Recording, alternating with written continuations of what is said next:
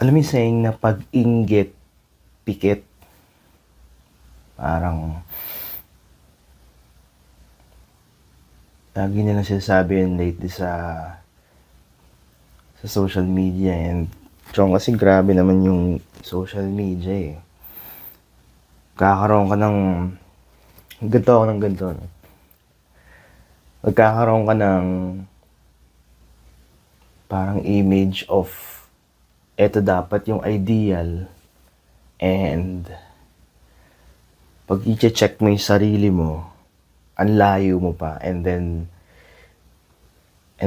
magiging goal mo siya, and then pag nag-attempt ka dun sa goal na yun, pinakita dun sa nakita mo lang sa social media ng kaibigan mo or a recent acquaintance, nag-post lang siya ng ganun.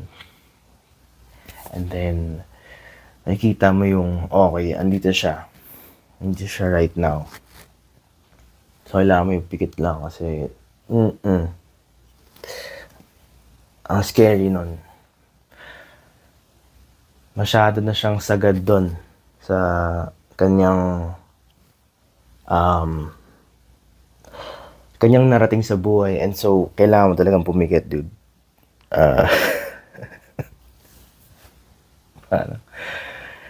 Yeah, sa totoo lang, I've been feeling na ang dami kong jealousy sa heart ko ngayon. Mainly because itong shirt ko ngayon, nilalabas niya yung source ng, alam mo yun, yung life supply ko andito eh. Kumbaga, para akong,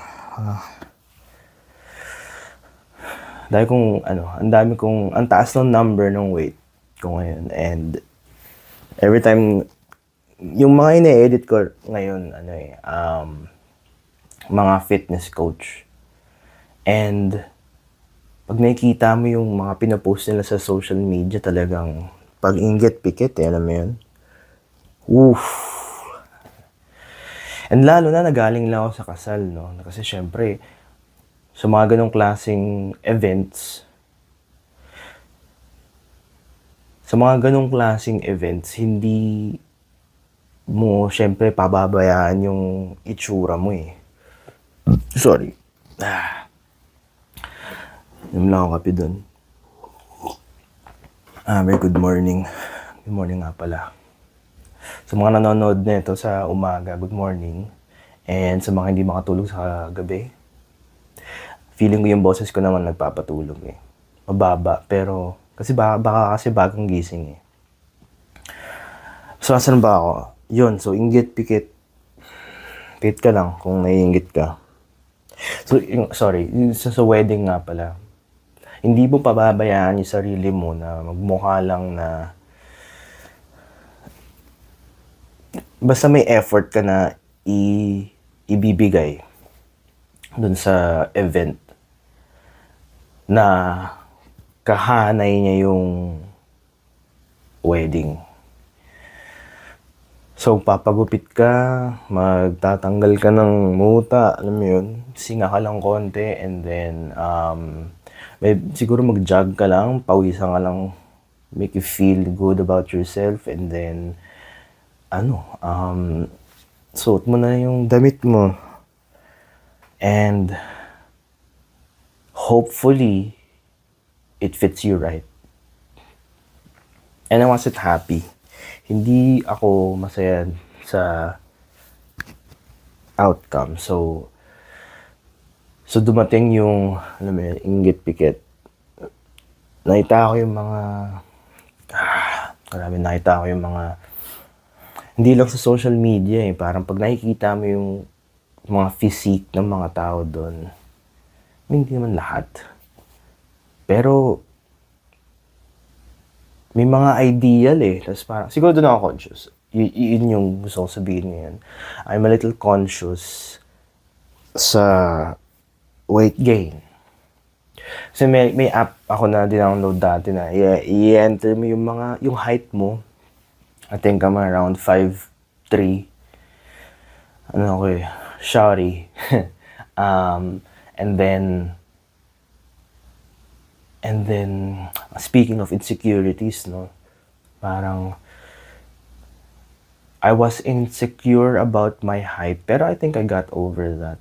Kasi, hindi ko na siya makakontrol eh. Kung kaya ko lang i-extend pa eh.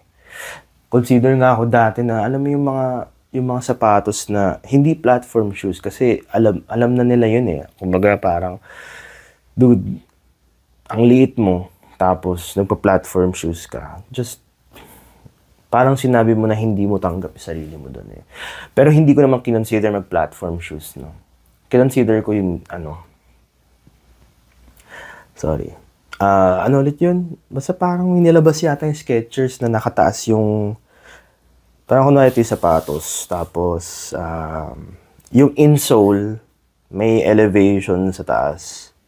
Pero, hindi kita. Kasi basta ganun ka. Para kang naka-high heels, pero sa internal high heels. Or inverted high heels. Ayan, internal high heels yung, that's the best way of describing yung nilabas yata ng Skechers nun. But anyway, hindi na ako, dun. Happy na ako with my height. Pero hindi ako happy sa weight ko ngayon. Masyado siyang, ho. Kaya parang, nakakapapikit na lang ako pag every time na nakikita ako yung tiyan ko yan. And pag nakikita ko yung sarili ko sa mirror, parang, kaya mo pa eh. Alam mo yun? Parang, hindi ka letter D. Ayan. Ano ka? Letter I. Well, kung masyado naman payat, hindi naman maganda yan eh. Yung timbang ko ngayon, Vital Statistics episode pala to. Sabi ng app sa akin, you're obese. Pero hindi ko alam kung kung dapat ko ba siyang pakinggan. Pero maniniwala ako sa kanya kasi hindi ko rin naman gusto yung weight ko eh. So, sige. I'll subscribe sa pag-judge mo sa akin na I'm obese. So yeah, 5'2" or 5'3" na height, and I think nasa 80 kilos ako. Hindi ako nasa 80 kilos. Kasi parang ang 80 kilos ako, flat. And hindi siya ideal weight. Ang ideal weight is 20 kilos below.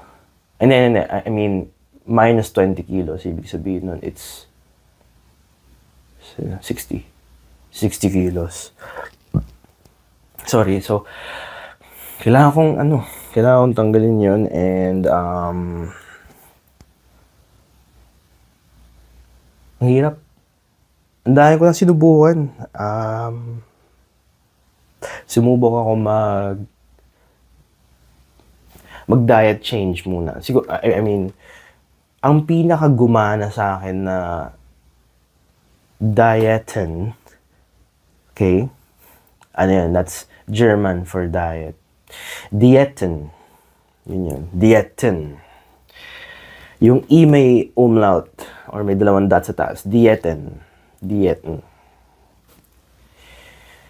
And lahat ng mga crash dieten, nasubukan ko na. So, sumubok ako ng keto, keto diet. Yun yung yung parang pwede daw taba. O hindi ko alam kung misconception yata yun eh. Na puro taba lang ng baboy or basta puro meat. Basta walang rice or any carbs. Yun daw yung ketogenic diet. Or at least yun yung kinuwento sa akin. Kasi yun nag-explain sa akin na ito.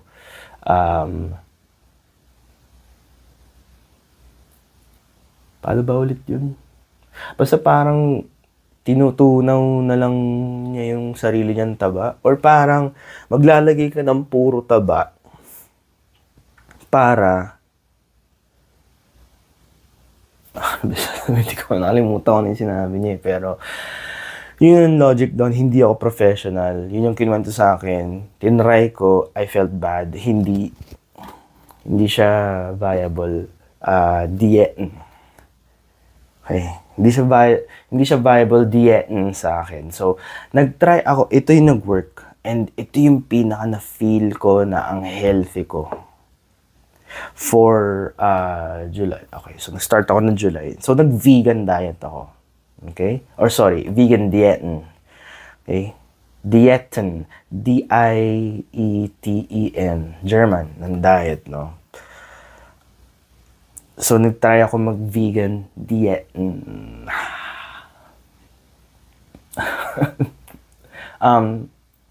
So, nag-try ako nun.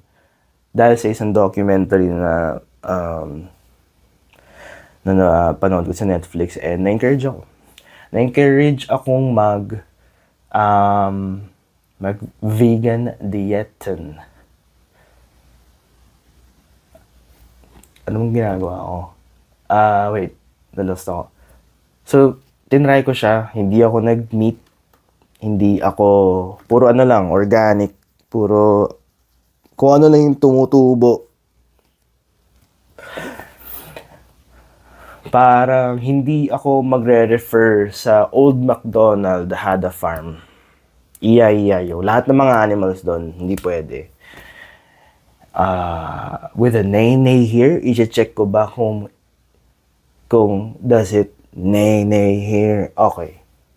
Pag may hawak akong kangkong, papahinggan ko lang na gano'n na parang nay-nay here and back. Okay.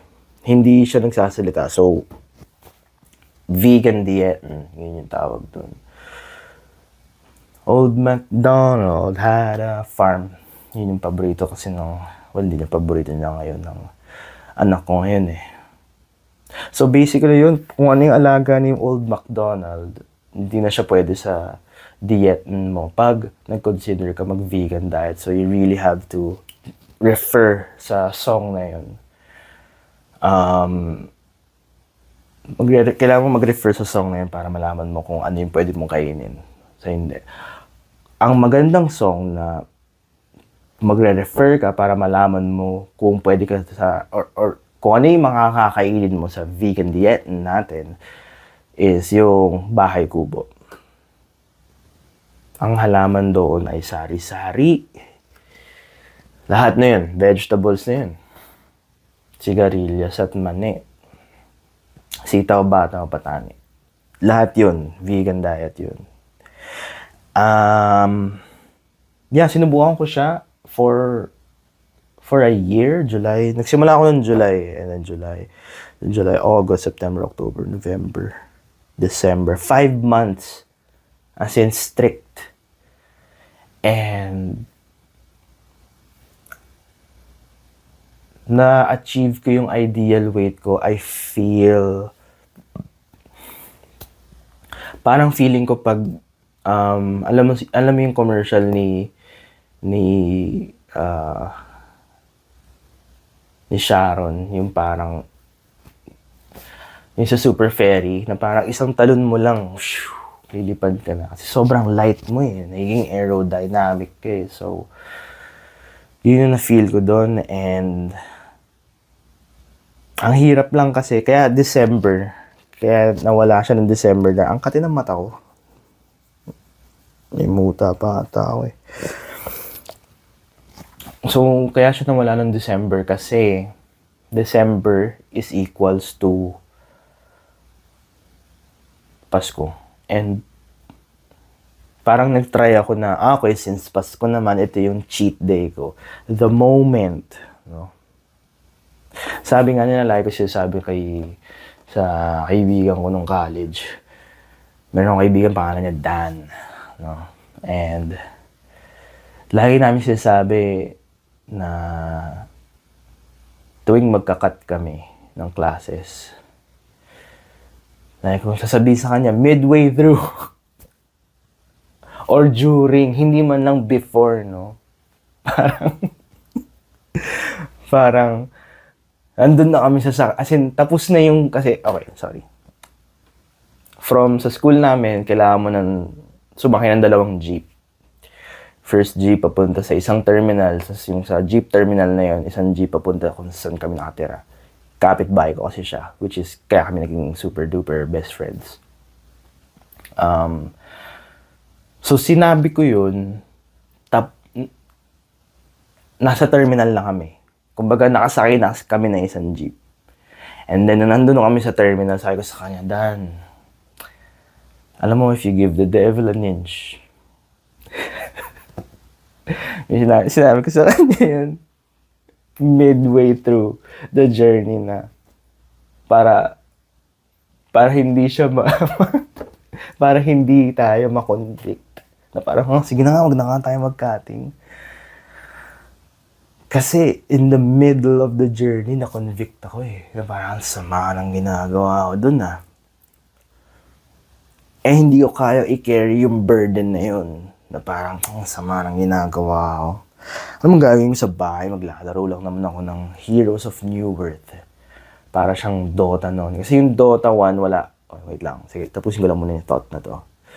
Yung Dota 1 kasi, wala pang online gaming noon. Kailangan mong pumunta sa isang LAN or internet cafe para makapaglaro with your friends. So, umaasa yung Dota 1 sa GG client. And sobrang komplikado kasi. Hindi naman komplikado, pero parang ang daming basta ang daming nangyayari doon. So, asan na ba ako? Yung Heroes of New Earth, yun yung ginagamit, yun yung nilalaro namin na parang Dota din. MOBA siya nung pinakauna pang panahon.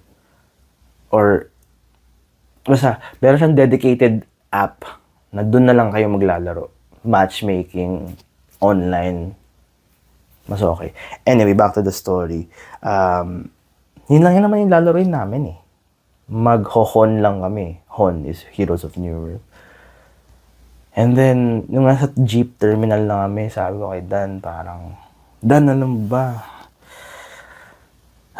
Na-convict ako na nagkakat tayo ngayon. And, alam mo, if you give the devil an inch, he will take it to a mile, no? So, hindi lang ito yung first time na magkakat tayo. So, nabigay na natin yung devil ng inch. Feeling ko nga, ilang miles na rin eh, yung binigay natin sa kanya. So, sorry. And yeah, ilang beses na rin kami nag-cut nun.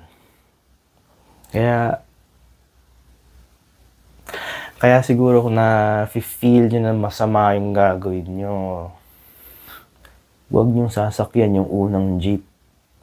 Yun lang. Yun lang sasabihin ko doon. Kung na-convict kayo bago pa sumakay sa first jeep, then sabihin mo na kagad kay Dan. Sabihin mo kay Dan, Dan, give the devil an inch. He'll give you a mile. Anyway, so, nasa weight loss nga pala ako, di ba? So, na-loss na ako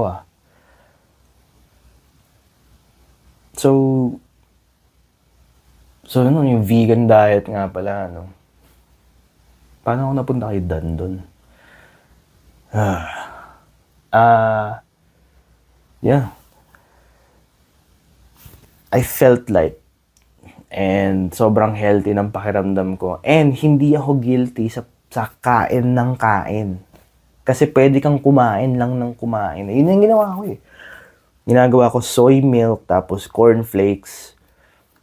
Boom. Sarap naman yung snacks eh. And yung cornflakes pala, hindi yung sugar. Hindi yung may tiger na, great! Yung mga ganun. Frosties. Hindi yun yung cereal ko nun. Coco Crunch nga pwede. Kasi nakita mo naman yung commercial ni Coco Crunch eh. Nilagyan lang naman, ay hindi pala pwede. Milk chocolate. Wait lang. Grabe. Dapat pala inassess ko ng maayos yung commercial ni Coco Crunch nun. Kasi usually, ginagawa lang naman yan. Nasa wheat field siya eh. And pag nasa wheat field ka siya, di ba syempre, pag wheats, pwede sa vegan.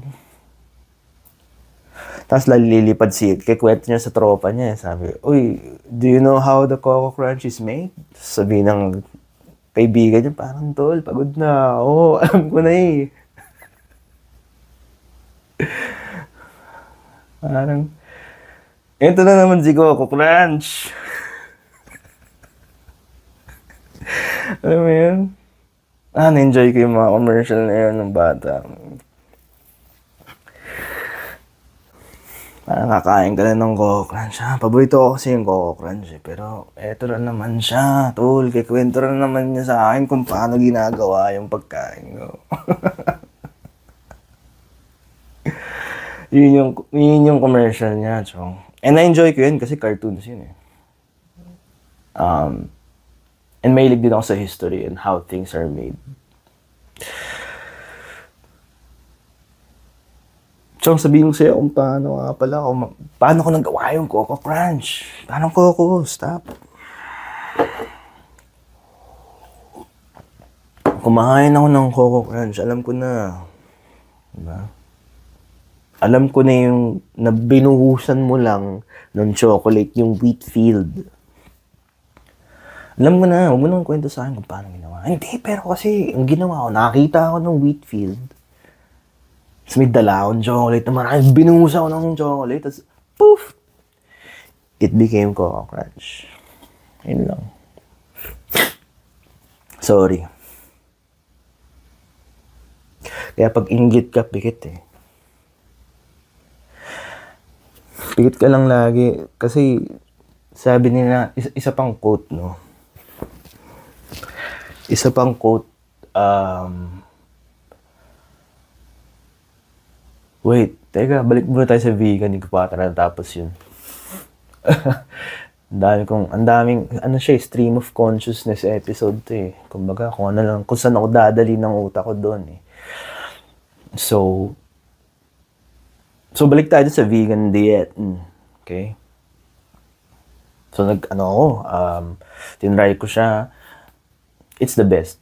And ang dami kong beses na tinry ko siyang ulitin and hindi ko na siya mabalik. Kailangan talaga ng strict na conviction ulit eh. In order for me to go back. Kasi talagang grabe yung weight loss ko ata. Feeling ko 145 pounds eh.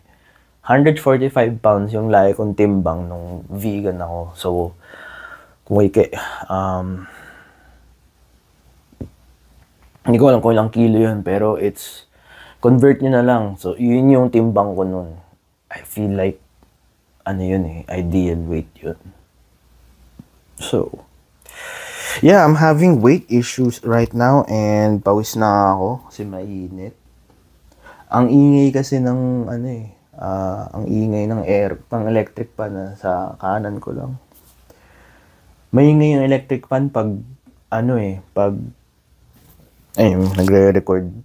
Kaya sorry kung hindi ako ganun ko presentable ngayon. So, podcast naman to eh. So, audio na lang. So, sa mga video viewers, sorry.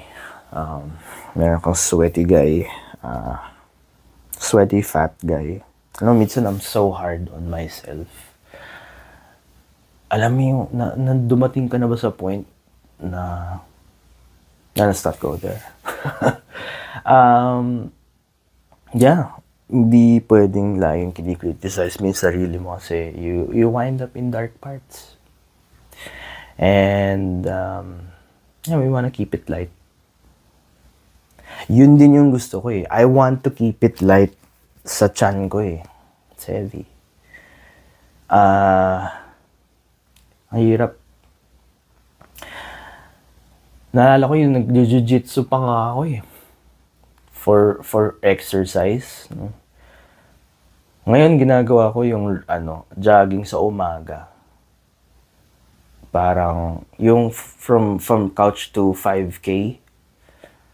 Hindi lang, alam mo, sa mga ini-edit ko ng mga fitness coaches, lagi lang nilang sinasabi, dieten, and ernährung.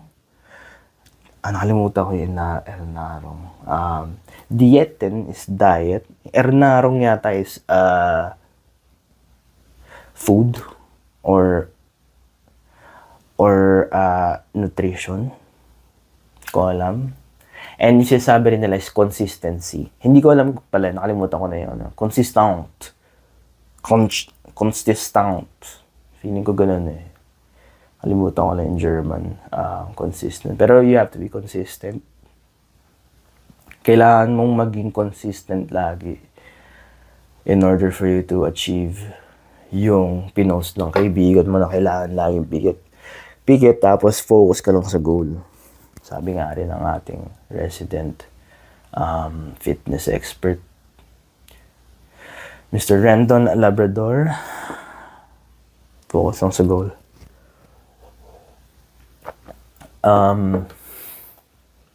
So yan, nag-jiu-jitsu ako at one point and na-enjoy ko. To the point na gusto kong mag-compete. Parang, as in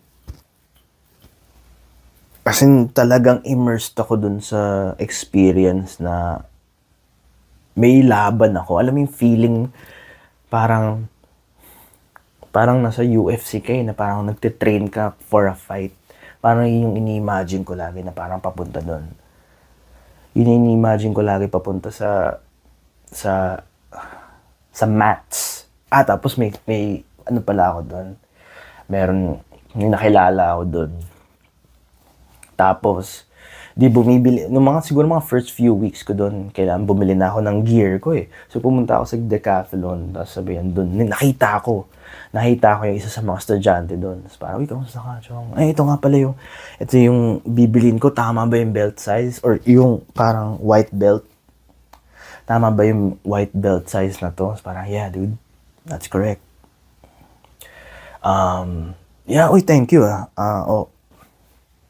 na-appreciate ko yung parang yung camaraderie natin doon. Tapos sabi niya sa akin parang, yeah bro, see you on the mats. Iba yung atake sa akin nun. Para siyang sumaludo sa akin. Sabi niya sa akin, sige, una na ako, Chong. See you on the mats. See you on the mats. Doon kami. Doon yung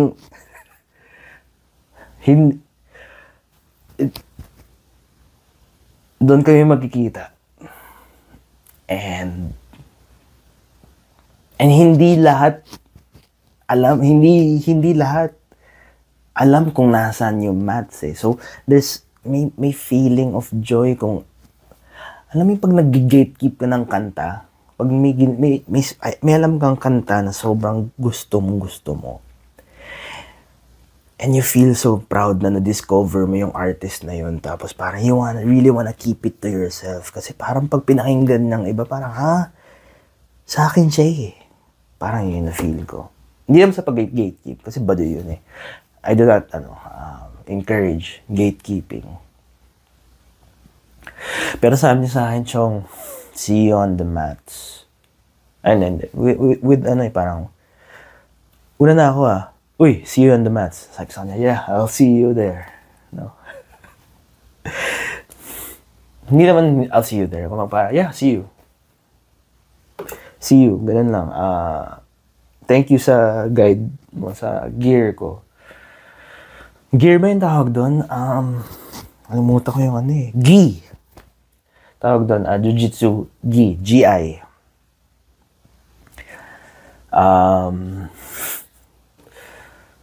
Yun yung sabi niya sa akin. See you on the mats. And I felt that I was part of something. You were part of the people na alam mo yun, parang, alam mo yun, para kay spaghetti. Na parang, oy, group yourself into spaghetti. Yes. Yun lang, so, yun yung the boat is sinking. Group yourself and make a spaghetti. Yun yung, hindi yun yung tinuturo sa amin. Pero basta parang pag pumunta ka kasi dun na-imagine mo nare-recall ko lang ulit. Nare-recall ko lang na parang pagbukas mo lang ng gym or basta gym yun, tapos lahat ng jiu-jitsu, nasa mats. And parang lahat ng tao parang, alam mo yun, para silang nagko-cosplay ng spaghetti tayo. Tapos gusto mo sumali. Parang gusto mo mag-cosplay ng spaghetti. Parang spaghetti. Parang sinasabi ko. Yun yung na-imagine ko. And I miss it. No? Nami-miss ko yun. Ang saya lang ng feeling na nai-immerse ka sa isang parang math family. And you learn discipline there and you learn a lot. And it's encouraging kasi walang walang parang nagsasabi sa'yo na ang pangit ang ginawa mo doon. Or meron. Pero I guess it's to correct. Walang malice doon sa jiu-jitsu gym na yun.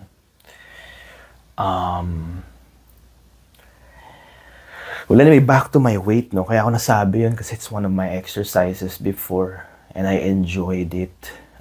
I really want to go back soon sa pag-aaral ulit ng jiu-jitsu and just, mag-cosplay ulit sa spaghetti. Pagalingan magmong spaghetti dito. Parang ganun. Labo. Sorry. Dun sa jiu-jitsu, may isang estudyante doon na parang naging partner ko siya sa sparring or sparring, parang classes na to simulate the moves, no? And then every time siguro lagi niyang sinasabi sa akin, ang bigat mo. My heart. I can't participate. Parang ako. Yeah, I remember being hurt every time he said that. Broke my heart. Pero okay lang kasi wala akong disiplina ngayon. Yan lang yung tiyan ko eh. And hindi ko alam kung nangaasar siya eh. Pero parang hindi ko nga alam kung ano yun eh. Hindi ko nga alam kung advantage ba siya eh. Sa jiu-jitsu eh. Parang lagi niya sasabi. Pagkatapos namin mag-aral ng moves, no, parang bigat mo. Parang sinabi sa akin in a very professional way. In jiu-jitsu language na ang taba mo. Wala ka sa ideal weight. And na-confuse ako nung una eh. Parang, is that an advantage or ang sakit ng sinabi mo? Uy! Tunog yung tiyan ko. Nang-pick up ba ng mic yun? Find out later. Or comment nyo mamaya kung narinig niyo yung nag-growl yung tiyan ko. Or baka masyado na natin siyang ino-offend. Sorry. Stomach. Pero yan, sinabihan ako na ang bigat ko daw. And hindi ko alam kung paano ko iti-take yun. Pero I just took it as, that's my advantage. Kaya gusto ko na mag-weight loss. Yun na naman talaga try ko sabihin ngayong episode na to na I feel na wala ako sa ideal weight. And kailangan ko ng proper diet and exercise. Ayun. May question nga pala na tanggap. Pero hindi siya, I really want na sana maging recorded audio yung mga questions. And para ipi-play ko dito and we'll listen. Para tayong radio show, napapakinggan ko yung tanong nyo and then I'll try to answer. But anyway, there was a question that came in. Wait lang Sorry, kadiri. There was a question that came in from Bert V. Kapatid ko, kuya. All the way there. Tanong niya kung ano daw yung inaasahan namin, or what are we, or what gender are we expecting sa pangalawa namin. Ako personally, gusto ko sana boy. Kasi may girl na kami. And that's it. Ang daming, hindi man madami, pero parang minsan, I feel na ang sama ng sagot ko pag may pinrefer ako na gender. Kung boy ba o girl. And I realized na I shouldn't feel bad about it. Kumbaga, ang pinakarason ko lang naman is meron na akong daughter. Gusto ko ng son. Just to complete the set. Alam mo yun? Yun lang naman yun. And that does not necessarily mean na ayoko ng another daughter. Same love. Equal love pa rin naman yun. Pero anyway, just to answer that question, I would like to have a boy, you know. And mag-jiu-jitsu kami. Yun yung gusto ko mangyari. Of course, with my daughter din naman. And in general, gusto ko to introduce my kids sa jiu-jitsu kasi and be fit. Yun yung gusto kong goal doon. So, thank you for sending in your questions. Hopefully, sa lahat ng mga nakikinig sa atin ngayon, send in some audio questions, man. Mamaya papaalala ko yun later on the episode. Kasi, I think, magagalit na yung asawa ko pag kung di ko tinuloy itong topic ko. Sorry. So, yung 2 episodes ago, nagsabi ako na meron akong topic na ni-left out kasi parang mabigat siya. And ang haba na rin ng episode. So, for this, I'll go through it. Okay? And it's being a husband of a pregnant wife. Ano experience? Kasi we've been married for 3 years. No, going for 4. Lapit na. Ay, hindi pa. November pa. Being a husband sa pregnant wife. Kamusta ba? Siguro it takes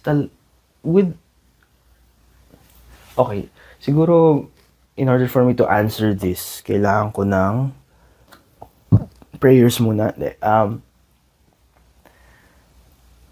It's a challenge whether pregnant or not naman. And that's not saying anything sa wife ko. Okay? Iwas away, you know.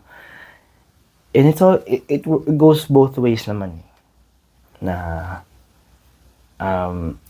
marriage is beautiful and it's not sabi ko nga sa kanya parang grabe, pawis na ako. Grabe. Dahil yata sa topic na to, okay lang.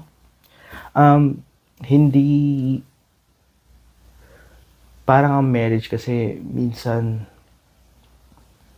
once you get married, parang na-hit mo na yung goal na, okay, I got married with the person I love. That's it. Parang na lang siya, it's a title. Pero, I learned na marriage is it's something na kailangan mo magbigay pa ng love doon. Para siyang generator na kailangan ng fuel para may ilaw yung bahay nyo. Yun yung pinaka-best analogy ko doon. Na you have to kailangang active kang nagkakarga ng love fuels. Yan. It's a verb. Parang you have to keep putting effort into it. And so that being said, following that analogy,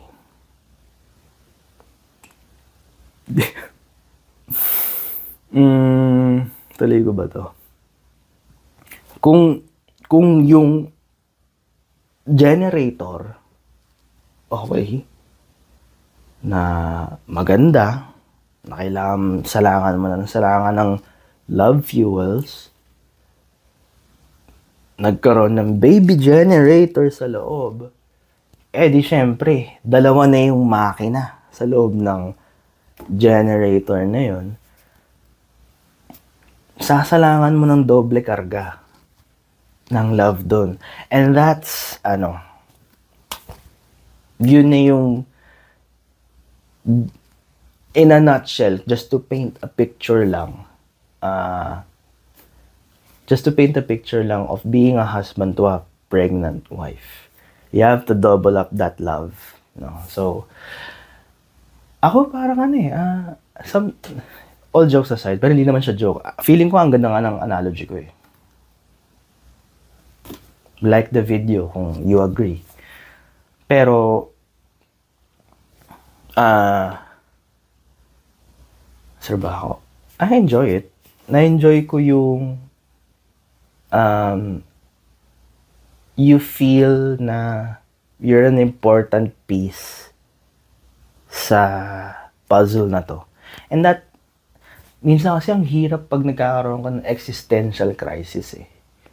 Na parang, ano ba yung purpose ko? Parang, minsan may nakapapikit ka na naman eh. Okay? Nakikita mo yung mga sa social media eh. Nakikita mo yung, uy, nakakarating siya doon. Uy, dream vacation ko yan, dude. Baba mo yung blinders mo, chong. Ingit-pikit kasi. Pikit mo lang.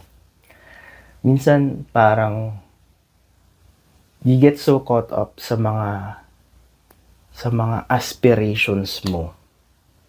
And then, sa sobrang taas ng nakikita mo na kinaiingitan mo, you feel like na, hindi ko to maaabot, pero gusto ko to eh. And then, you feel yung existential crisis na, ano ba yung purpose ko sa mundo? Pero minsan, yung mga obvious stuff, andyan lang eh. Parang every time I feel na, dati yung pangarap ko maging director, and feeling ko naman pangarap ko pa rin naman siya, pero I think there's more to life than that na eh. Parang, there's more to life na than just, how could I say this? There's more goals in front that you could be good at too. And it gives me purpose. It gives me, okay, I need to work. I need to fulfill my hat. Ito yung hats eh. Marami kang hats. Meron kang the husband hat, the provider hat, the father hat, and marami kang hats. Minsan you just have to, kung naiinggit ka, pikit, tapos, anong ginagawa ko? Pikit, and then just focus on, ano ba yung dito sa hand ko right now, and then just scoop it out and apply it. Alam mo yun, parang, yun yung feeling ko, na, if you really want to feel na that there is something that's worth living for, and it's within your environment. Kumbaga, you're needed. You're never worthless. Yun lang masasabi ko sa'yo dun. You are never worthless. Kasi, you can always make an impact. Pag seryoso na ako, English na eh, no? Notice ko lang yan.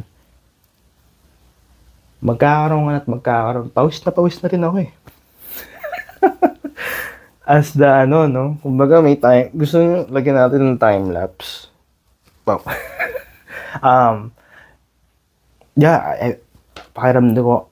Pakiramdam ko ang powerful nun na you are never worthless eh. There is always value sa'yo. And You can't allow na yung society or yung environment mo or yung mga peers mo dictate na hindi ka worthy or hindi ka worthless. Hindi pwede yun eh. Kasi may mga tao pa rin talaga na finds na, uy,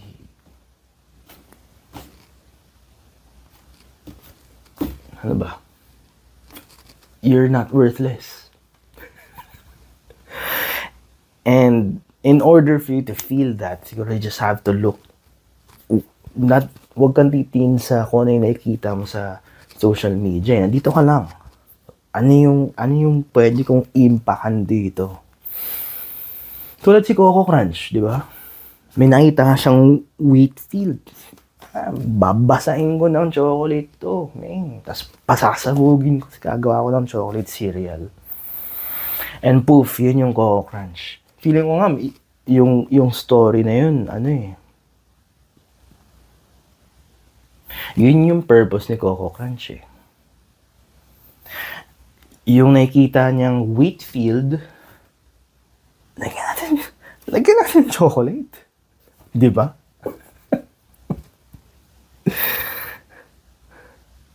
And asan ba ako?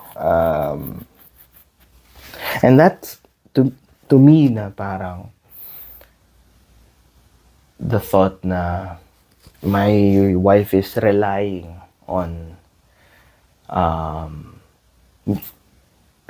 sa akin na to work and to be the father and to be the father of our kids and to be there for her, to care, to give that love fuel para Chong, eto gusto nyo i-mic drop ko lang.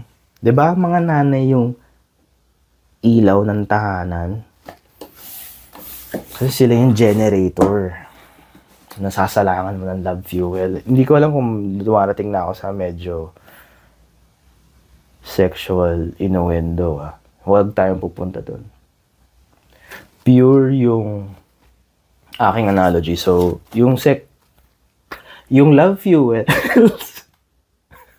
yung love fuels, pure love yun. Anyway, yeah, I hope nasagot ko yun, yung topic na yun.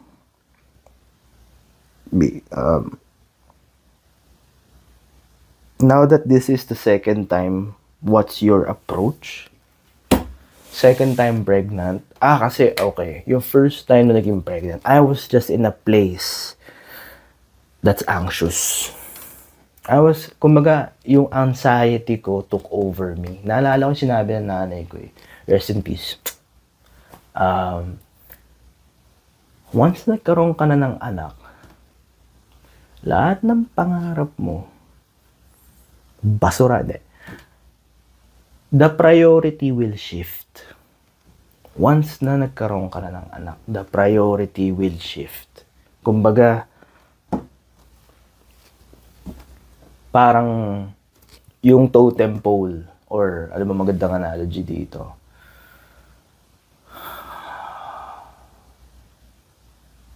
Wala akong maisip. Basta mag-shift yung yung priorities nyo. Okay? Wala. Sorry, wala akong maisip. And that scared me kasi siguro coming into married life, as a newly wed, nag-aspire ako na just the two of us muna. I did naisip na, as I said before naman na we wanted kids, pero we wanted us lang. And, ang tawag dito, we wanted na us lang muna. And nung nabuntis na yung asawa ko, parang puro takot na lang naisip ko. And nagmaterialize yung takot na yun into parang may mga times na, or most of the time napapabayaan ko siya. Parang we fought a lot, and I made her clean up after me a lot din. And basta it was just, I suffice to say, I think it was a stressful pregnancy. It shouldn't have been a stressful pregnancy sa kanya if hindi ko inuuna yung aking worries na andyan eh. I mean, ano ba? Totoo naman yun na mafe-feel ko. Hindi ko naman may iwasan yung anxieties. Pero, sometimes you really have to, buckle up and, well, man up. Na, hey, eto na yung, the priority is shifting. I-adapt mo na. Basahin mo ng chocolate yung wheat field is what I'm saying. Diba? Basahin mo. Nag-commit ka na eh. Yung wheat field, puro na chocolate. Pasabugin mo na yan. And gawin mong Coco Crunch. Ano nang gagawin mo? Kung farmer ka na at binasaan ng koala yung wheat field mo ng chocolate, hindi mo pa sasabugin at gagawin Coco Crunch? Ano ba ito? Ano nangyayari ito? Okay, ang init, and I feel like that's a good way. That's a good way to end this podcast. Again, thank you kung umabot kayo dito, and ito na yung art piece natin of the day, pawis sa bilbil.